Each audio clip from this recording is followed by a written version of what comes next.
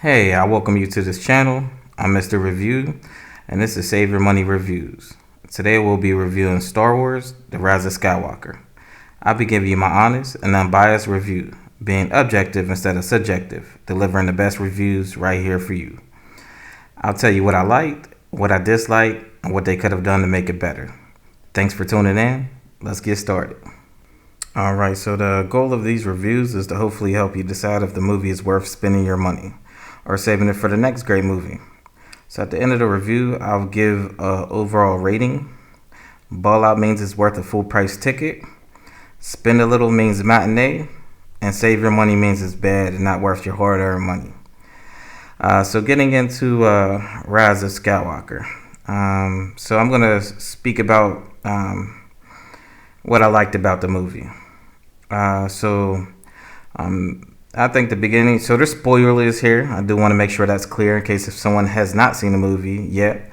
If you haven't seen the movie, I'm a little confused why not, especially if you're into the Star Wars as a whole.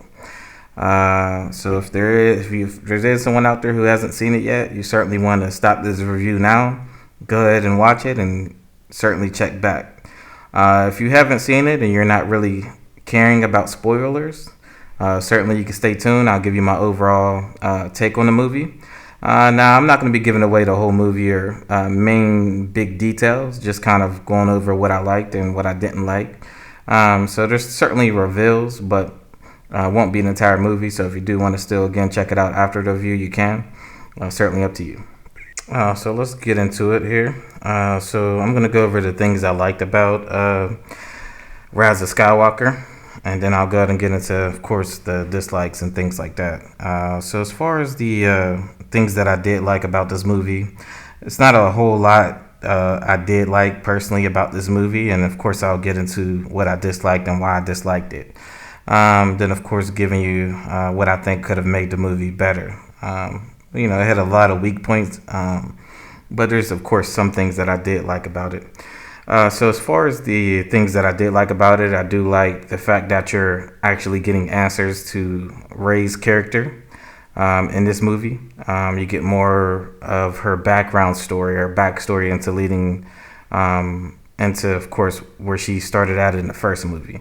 There's a lot of unanswered questions, definitely on the first movie leading into the second, still unanswered. The third movie does answer those questions as far as Rey.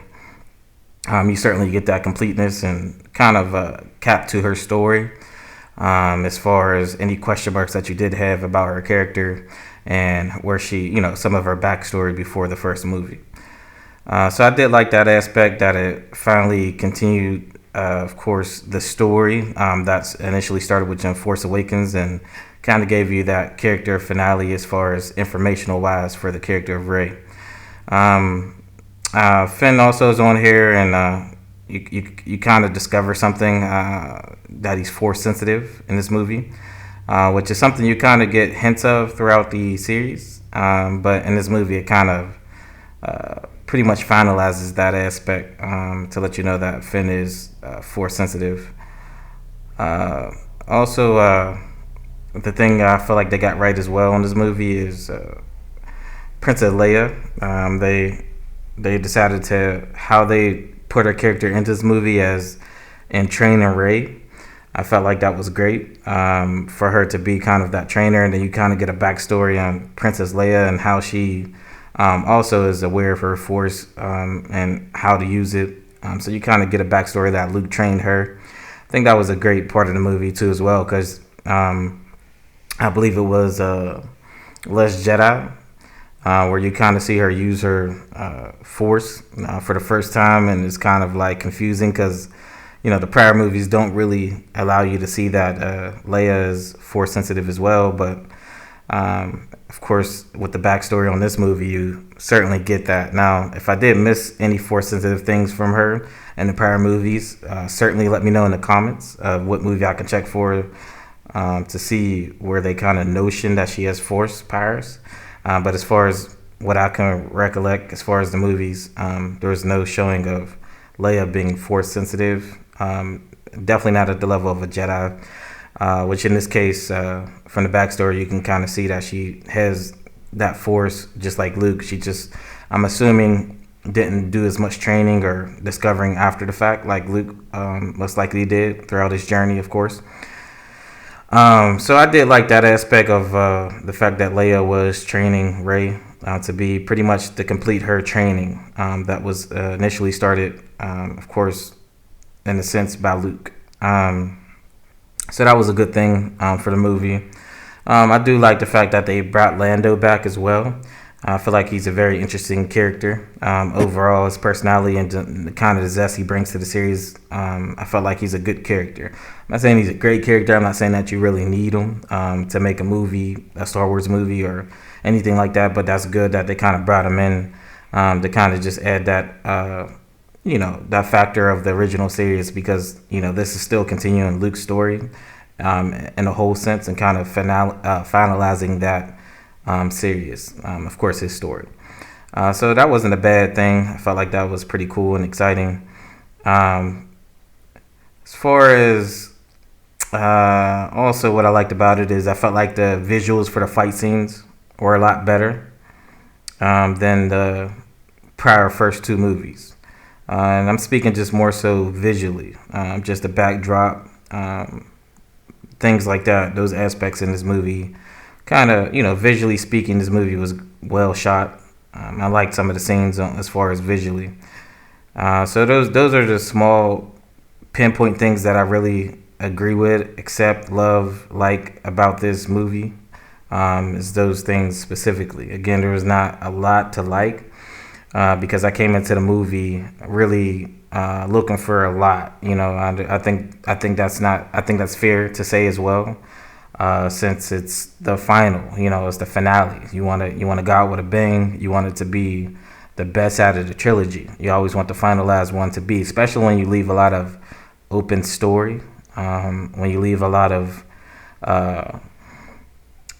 they left a lot open where you would like, okay, great. So they're going to step it up for the third one. You're going to just assume that, hey, it looks like they were holding back a little bit in certain aspects of the past movie, so you're like, okay, this final movie is going to pretty much be the grand of them all and give you what you've been urging and yearning for. So I came into the movie expecting that, so I had high expectations. Now, regardless of expectations, the movie itself, let's say without the expectations, was not bad whatsoever. It wasn't a bad movie, but again, there's things even just without expectations could have been a lot better. Even just not even coming in it just for a movie itself. They didn't execute those things as well as you would think they would, especially at this point of the series, and also how far they made it in the trilogy. All right, so that's pretty much the things that I did like about the movie. Again, there's not very much to like about it. Also, just to throw in last second, I did like how they decided to end Leia's journey. In other words, the way they designed her to die and how she died, I thought that was very creative. It wasn't just like her fading away randomly for no reason and is just dying. They gave her a purpose and kind of ended her story the best way you could, especially keeping in mind the situation and what they had to work with. So I certainly do respect that part of the movie a lot. So let's go ahead and get into those things that I dislike.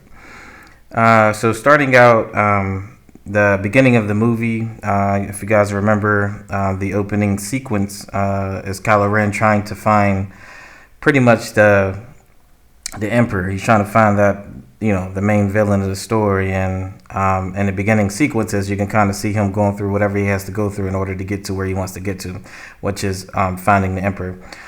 They skipped a lot. I don't know if you guys peeped out or paid attention to that, but they cut a lot of scenes where you really didn't get to see him fight certain enemies that was in his way or trying to stop him from doing what he was trying to do. You kind of get that, like, in a sense, that fast forward type of storytelling for the opening sequence of Kylo Ren's story. I feel like that would have been a good thing to just kind of see his journey of how he started, how he discovered where the Emperor was, and all he had to go through, to get there. So that would have been great to see more of him, just kind of in the opening scenes,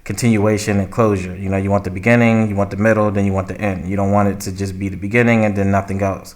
So they really didn't touch bases on the Ray and Finn relationship, but you did see a little bit more than the second movie provided as far as on Finn's end. I feel like Ray wasn't very invested at all whatsoever, and they made her that way. They wrote her that way, which again is a contradiction to the first movie of what Ray was showing as far as her feelings for Finn. And again, if you kind of confused about that, go back and watch the first movie.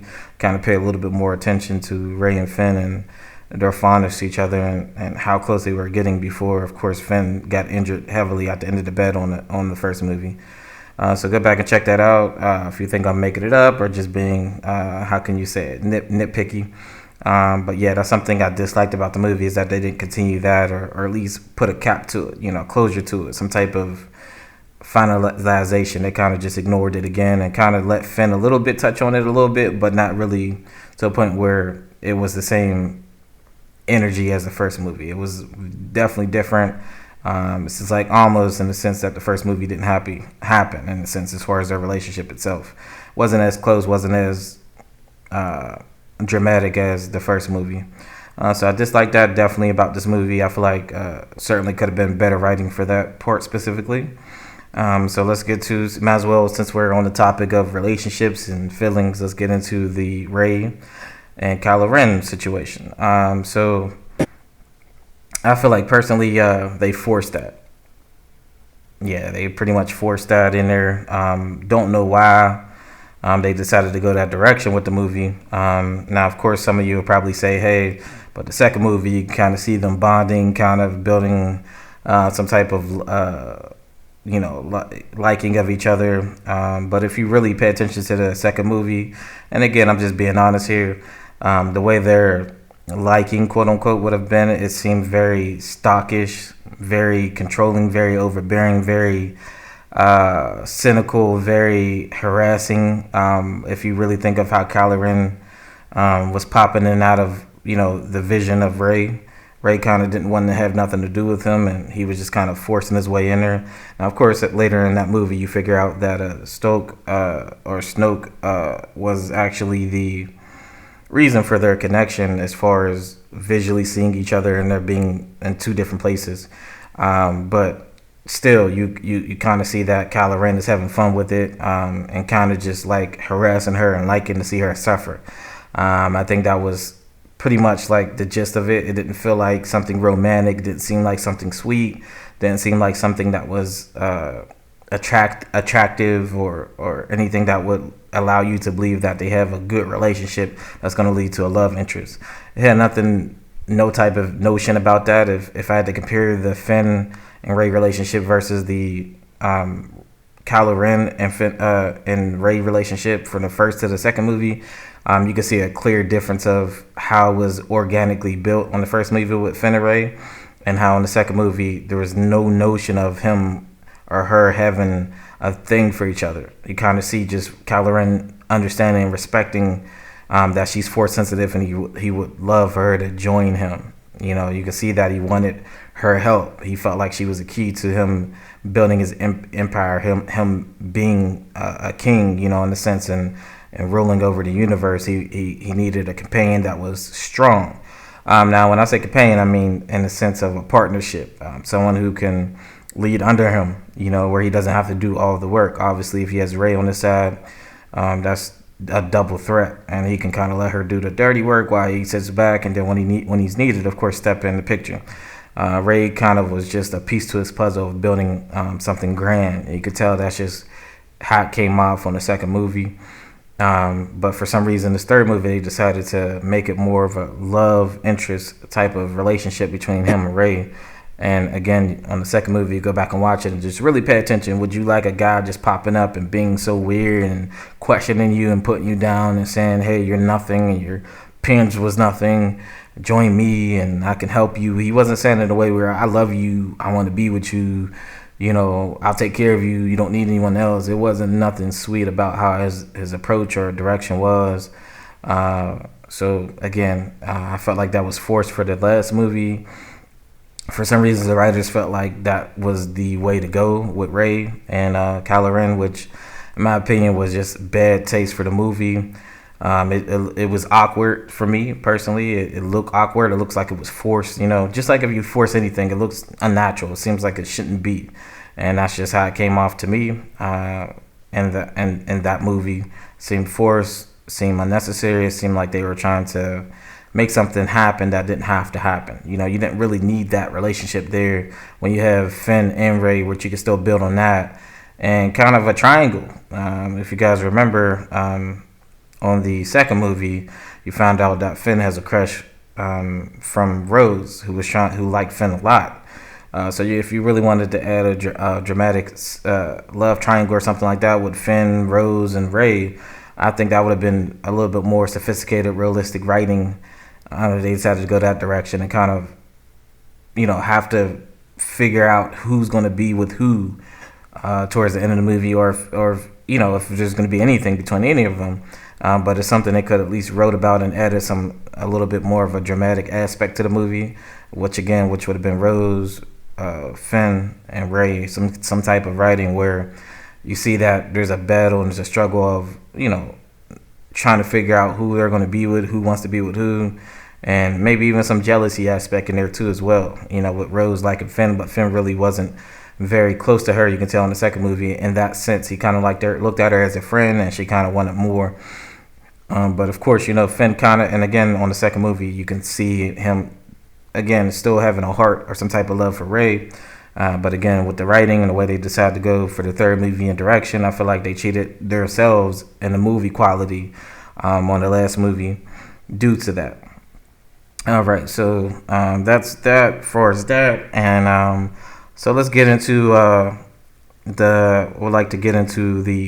I said earlier, if we recall, the cool factor. I feel like this movie was certainly missing the cool factor a lot. It was more story, I would say character driven, but the characters had no depth. You can't have a character driven movie with no depth. I feel like, again, if you wanted to add a depth, the love triangle thing would have been depth to each character. So there's certain ways you can do it. Again, it doesn't even specifically have to be that, but I'm just saying to you, if you're looking for a little bit more depth in characters, when it's driven by characters, you need a little bit more. And I feel like they kind of just gave you surface based characters and decided to make it a character-driven movie. Wasn't the best decision for it to be the best movie it could be. Wasn't a bad decision, but again, if they decided to do the character-driven story, then at least they could have added a little bit more depth to the characters, which in this case they didn't. So let's get to the Knights of Ren. All right, so the cool factor, let's get into that, which is, I think, important and key, especially when you're dealing with Star Wars as a movie. The cool factor is what makes the movie, to me, appealing. It makes it great. It makes it feel, it kind of brings up that fanboy, that fandom, that hey, this is awesome. This is great. You didn't get too many cool scenes. Now, again, I'm not saying there was none, but it was very far apart and weren't over the top as that you think they could be. Okay, so let's get into the Knights of Ren first as the cool factor topic. The Knights of Ren, you kind of see them kind of building them on the first movie, if you recall. Kind of gave you a vision, a flashback of them being with Kylo Ren. It kind of made you feel like, okay, they're going to squeeze these guys in at some point through the series. It's gonna be amazing. It's going to be great. They seem very menacing. They seem very coordinated. They seem like, it's like a deadly alliance almost, in a sense. That's that kind of vibe you got from the first movie. So you're like, okay, great. Like, I can't wait to see these characters involved in some shape or form. Second movie, you don't get the Knights of Ren at all. So it's kind of a letdown. You're like, oh, wow, okay. So I guess they're not going to touch bases on these guys that we saw on the flashback on the first movie. And then if you do a little research, you kind of find out a little bit details about the Knights of Ren. So you're like, okay, great. So, I'm excited if they do decide to put them in one of these movies. They have to finish it somehow with them. So the third movie, you kind of, again, feel like they forced them in there. And again, you don't have to not put them in there. You want to put them in there. But you certainly want to give them some type of depth and some type of, point of being there. In this case, they kind of made them more of scouts, more of searchers to find people for Kylo Ren. And what's cool about finding someone. You let me know. You let me know what's cool about a group of people who are skilled, supposed to be technically warriors, supposed to be Kylo Ren's goons. Is the people he sends out to do his dirty work. That's what his henchmen. That's how you look at it. And correct me if I'm wrong. Let me know in the comments if I got the wrong notion of them. But that's the way they're presented in the movies, is that they're going to be his henchmen, the guys who's going to, in a sense, protect him, his guards, his bodyguards. That's what you think of when you think of the Knights of Ren. Think of a group of people that he can send out to do that needs to be done and get the job done. Now in the movies, you kind of just see them. You don't really feel their presence. You don't really feel like they're doing anything important in the story. They're kind of just there as like set pieces. You don't get that impression that they're more than what they are. Again, set pieces. They had plenty of, again, writing opportunities to put them in there and have some cool fighting scenes, with them involved. You can have them move as a unit, coordinated assassins, almost just something wild, and it would have set up some cool scenes, some cool fighting factors. But instead, they decided to, again, let them just be set pieces, and that's something that's disliked about the movie. And it's kind of you don't feel like, it's kind of like building up but not getting a climax to that. You're like, okay, great, they're here, and then it's like nothing happens. So I dislike that about the movie. Also, the Palpatine thing, if you're going to bring him back, I feel like there has to be a principal key point to his character itself. And I feel like they kind of just needed a villain who was an unexpected villain. You kind of didn't expect him to come back, but, oh, he's here. Okay, this is going to make everyone excited. Then you kind of get there and you find out, okay, he's the father of Rey, or the grandfather of Rey, I'm sorry. But that's pretty much it, and he's trying to build the ultimate weapon, and that's great. That's what I said to you. I like the plot itself, in a sense. It's a little different than the other movies, but it's pretty much the gist of the same. Which every Star Wars movie is pretty much the same gist. But I felt like they went a pretty good direction as far as plot itself. I didn't mind that, but you just have to add some zest to it. You have to give a purpose of why Palpatine is back, what made him come back, what his ultimate goal was, and what I mean by ultimate goal is, what is the point of him coming back now versus any other time, or just being there at all in general for writing perspective. Give him an ultimate principal point. You could have made anybody the villain. It could have made anybody the villain to do the plot and plan that he was doing, is what I'm saying. It wasn't nothing special that he was doing to give him a purpose of being back. All right, so also, I feel like the first movie, Force Awakens, built up a great supporting cast. I mean, that's one of the standout things about the first movie, is that the supporting cast was amazing. They did a great job. I mean, I have no gripes or complaints about the supporting cast that they built on Force Awakens. You actually are excited for the characters just as much as the main character. You're just like, okay, they're great characters. I wonder what their stories are going to be like. So Poe's one of them. I feel like the first movie, he had a great character and a great role overall, and even the second movie, he had some type of part where you felt good about it. But for some reason, the Last Jedi, the Rise of Skywalker, you kind of don't see much of his character, even depth to the character. The writing kind of for Poe was lazy. It's kind of just, he's there because you like him from the other movies. He's not really there for an actual big plot.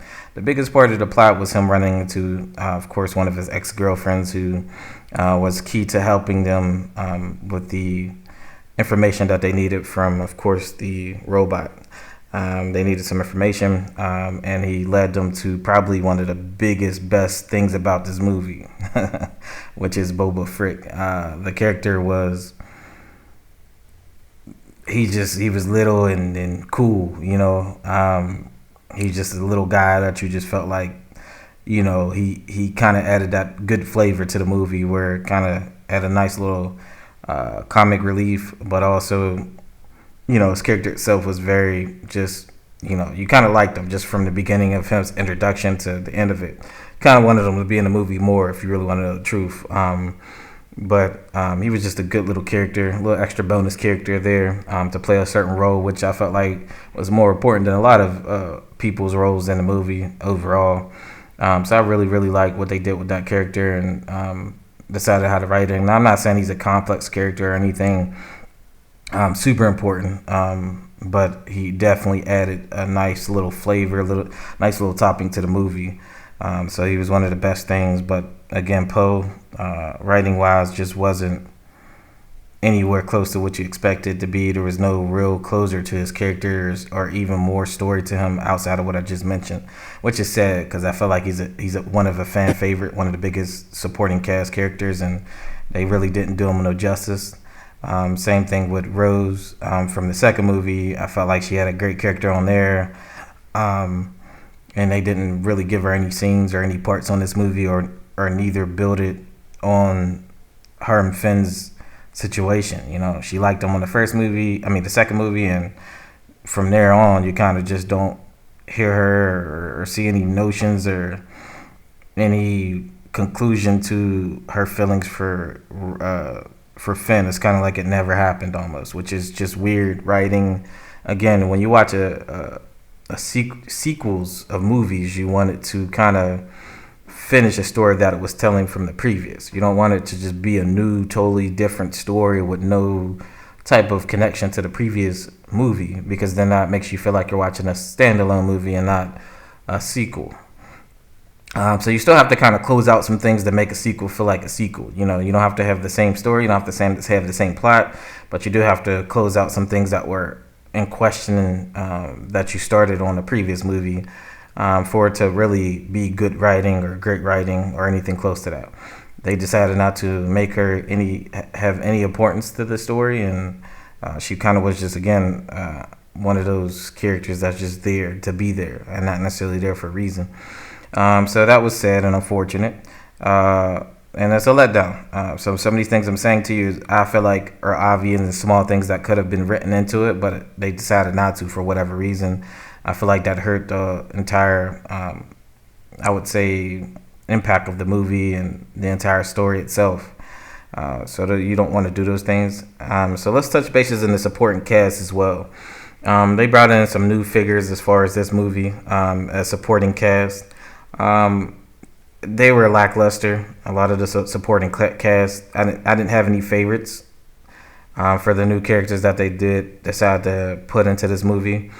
I feel like, just them trying to have Finn and the new character build a relationship together, where you kind of, again, see that forced relationship situation, and it was unnecessary. It didn't have to be, it didn't have to happen, it just didn't have to be written in there like that, but they decided to force it in there. I'm not sure why. Again, I'm not sure why they don't understand. That's not something we're watching this to see.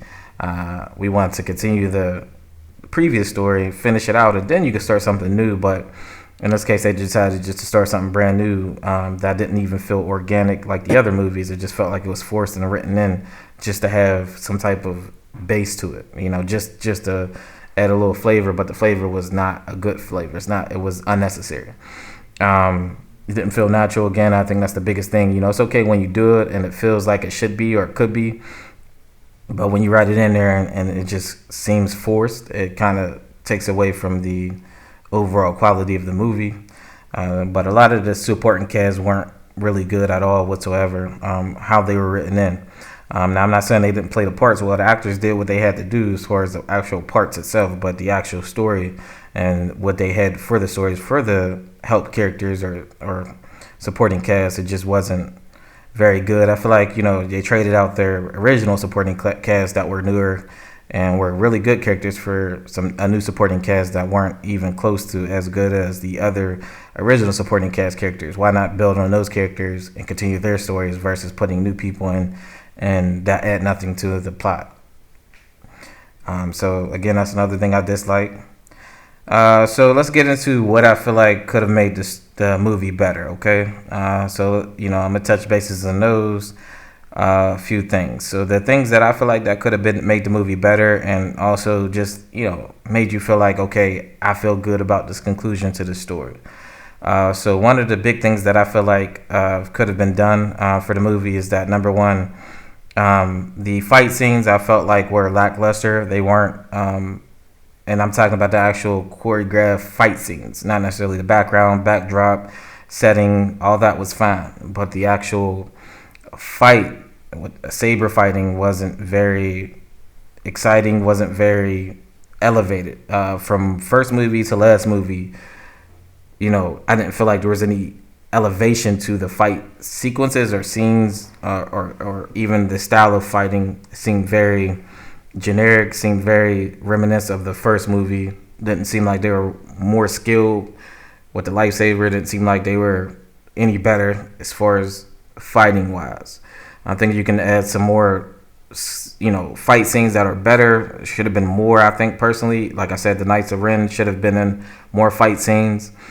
If they were, that would have made the movie that much greater. Small things sometimes can make a movie great, and sometimes the small things can be the key to making a great movie, and that would have been a one small thing that they could have elevated to make the movie great. They should have made the Knights of Ren very savage, very, very one track minded, get the mission done, completed with any means necessary. That should have been their roles. It should have been some cool fight scenes and sequences with them involved, kind of moving as a unit. That would have been kind of cool to see Knights of Ren move as a unit.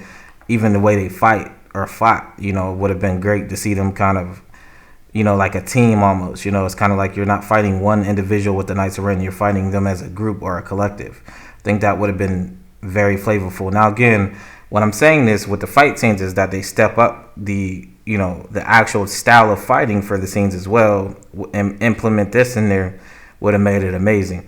One of the things I could reference back, if you guys don't, you guys might have been satisfied with the fight scenes. I wasn't personally, and I felt like, again, based off of what I've seen in the past, they could have made it so much better. They could have elevated it. If each movie is pretty much the same level of fighting style wise, how is it any better? And then what are you doing to progress it? I feel like each movie should be elevated. When you do a sequel, you want it to be even more grander than the movie before it, the predecessor.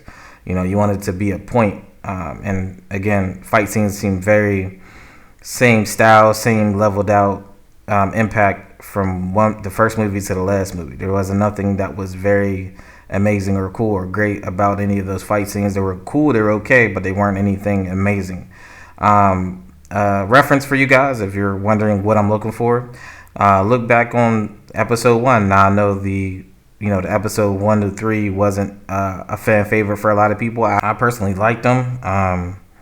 They were pretty good to me, but I think the thing that stand out most about those movies are the fight scenes. If you check back from episode 1 to 3 and check the fight scenes for those movies, those were the best fight scenes for the Star Wars, I think, as an entire series. They were the best style of fighting, best choreographed fight scenes that I've seen. They had the cool factor to the style of fighting and the things they were doing. It matched up very well to the level of what you wanted to see. They used the Force as much as they needed to use it as well throughout the scenes.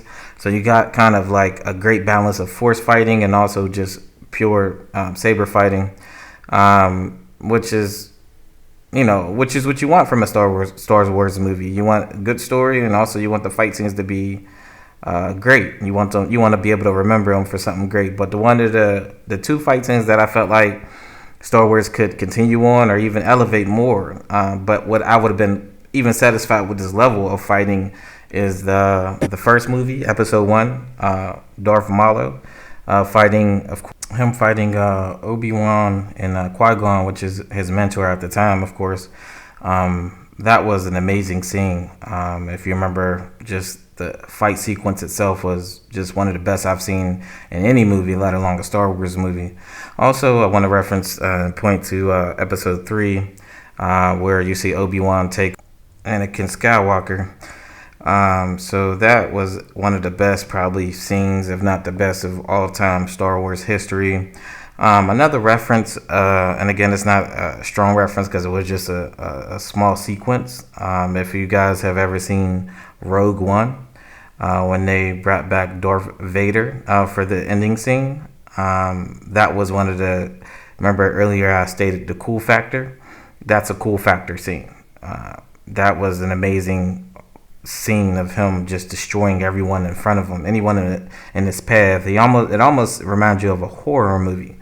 Just the style of how threatening and dangerous this guy was, and how he can just rip you apart and just keep going, just cold. Very cold.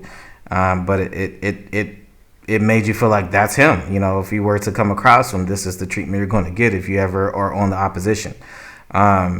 They delivered that scene perfectly. So if we got more of those cool factor type scenes, again, it doesn't have to be the character itself being involved, but just those type of scenes and that type of impact and that style of coolness, that could have made the movie 10 times better.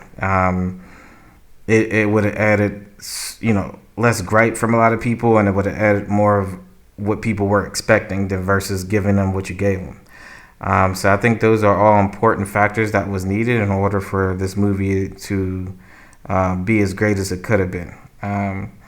A nice little reference is that Snoke, I don't know if I'm saying his name right, from the second movie and I believe the first movie as well, the villain that they had kind of running the show, I think they kind of prematurely killed him off. I think he would have probably been a greater, more challenging boss fight for the end of the trilogy if they continued to let him live on and kind of have him as the main villain at the end. Gave him more of a in-depth backstory throughout the films, of course, is what I'm speaking on. It would have made it a lot more meaningful than what they decided to give us as far as ending. The ending itself wasn't terrible, but again, I think one of the bad things about that ending is what I mentioned about the Knights of Ren not really being too much of a factor, even on that scene. That towards the back end of the movie, they weren't doing anything special or cool. That I felt like they could even added to that, where Kylo Ren is fighting them. They could have been moving so in sync and so togetherness and as a unit, just serving him up. That would have been a great scene for the ending. Now there's so much more I could say as far as adding more of a cool factor / making the movie a little better or better in general, where people probably, you would have a majority or a lot more people leaving satisfied from the movie versus what they gave us and what people were disappointed about. They didn't really build on a lot of those things that I said. This movie felt, in a sense, like a standalone movie outside of the fact of them revealing Rey. Her parents, things like that. I think that was great. Again, I said earlier, I like those aspects of kind of completing her story in a sense. But overall, if you minus a lot of those things that didn't really continue any of those important things that you look forward to from the first movie, I think that's what the two sequels are missing after Force Awakens, and they still didn't complete that for this movie. So that's pretty much all I can really say. Again, there's a lot more, but there's no point to really get into all that. That's pretty much the gist of where I feel like they went wrong and where they went right, and where they got a lot of people divided is due to a lot of those factors I gave you. Expectations for the movie based off of what they set. It was their own settings that they did not continue. They kind of just, each time, it's kind of like they rebooted the movie 3 times, as far as it continuing something. And then those things that they had that could have been better, they decided not to go that route for whatever reason. So I'm not sure if it's to do with writing or just someone who doesn't really understand what the fans are looking for. All right, so that's pretty much it. So I'll go ahead and give you a final rating for the movie. So I would say spend a little, which again equals matinee. I wouldn't spend full price for it. Of course, at this point, it is out of theaters, but that's just my grading for it as an overall sense of movie. It's not something that I would spend full price for. Possibly matinee. Really, it's probably better off just more of a rental or something you stream one day. Not something that I would feel the need to have to see due to just, again, a lot of those things that I felt like they could have did so much better and they just decided not to for whatever reason.